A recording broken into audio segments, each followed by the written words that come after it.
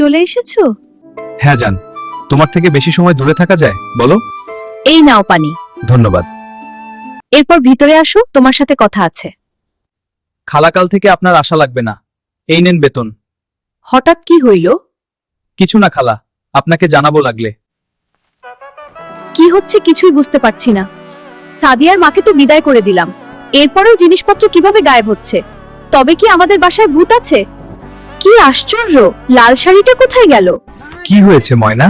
বাসায় শুধু জিনিস হারাচ্ছে, হাড়ি পাতিল, থালা বাসন, এমনকি কাপড় চোপড়। আমাদের ঘরে ভূত আছে পান্থ। কি বলছো তুমি? হ্যাঁ, আমি নিশ্চিত। আমি প্রথমে ভেবেছিলাম সাদিয়ার মা সবকিছু চুরি করছে, কিন্তু এখন তো বুড়াও নেই, তবুও জিনিসপত্র গায়েব হচ্ছে। জান, তুমি না মারলে একটা কথা কই। আবার কি করছো?